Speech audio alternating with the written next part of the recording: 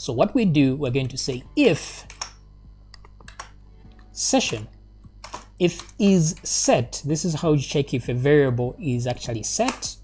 If is set session, and then that's the memory location right there. You don't leave the space here, and you put this in inverted commas. So that's the memory location if this is set. Okay, so let's grab that. We are going to say id is equal to whatever is set in there. Now people can be malicious and they can put software that is not required here, so you have to check if this is actually a number. Okay, so you say if it is set, and then you go and say and, like that, is numeric, because you want to make sure that it's not malicious software that has been put in there. So you check if it is set and it is numeric. Okay, so if both of these are true, then assign it to id, and then check by saying login is equal to new, because we are getting from the login class, new login, like that. And then we're going to say login, what's the function that we have in here in the class? This function is not evaluate, it's check login, like that. Okay, so that's the one, check login. And then we have to pass in the ID. So let's give it the ID to avoid an error. Now, since it returns a result here, it will return either true or false. We have to capture that. So I'm just going to say result is equal to, so the result is equal to, so whatever result comes in here will be in there. So we just have to check if result is true or false. Okay, so if it's true, since we won't do anything if it's true, we'll just let the page load. Okay, now if it's true, we let the page load. If it's false, we redirect the user. So what we're going to say is if result, like that. So now result, if this is true, it means this is true, else if it's not true, which is false, we redirect. So let's say header and location, like that. We redirect to the login page.php, like that. And then we use the die so that it completely dies and doesn't load the rest of the page. Now, if everything is good, here we retrieve the data. Okay, so now in order to retrieve user data in here, we have to create another one in the we can do two things. We can create a new class, or we can add another function in this same login class, but I prefer we create a new class. So we're going to do that in the next video.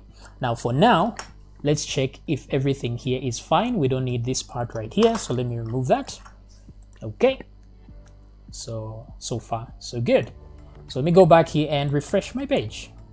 So if nothing has happened here, then we are good to go. So in order just to see that, we can echo something here and say echo everything is fine, something like that. And let's go back and refresh the page, and we see everything is fine. So in the next video, we're going to look at how to actually retrieve the data now that we know our user is logged in. Okay, if the user wasn't logged in, the user would have been referred to the login page. So let's try and see how that would happen.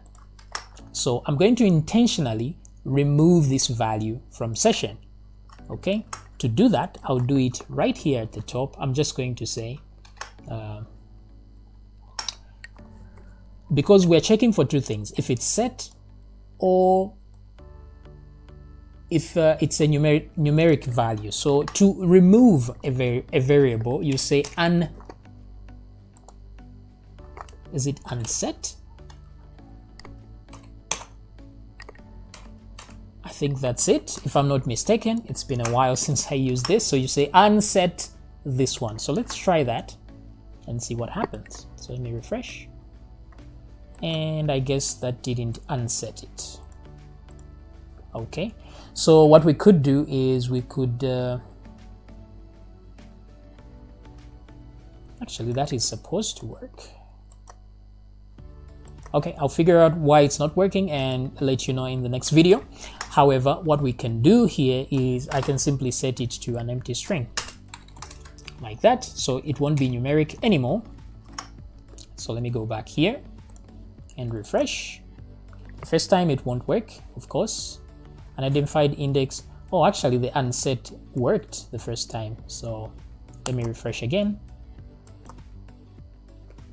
Unidentified index on line 5. So where is this?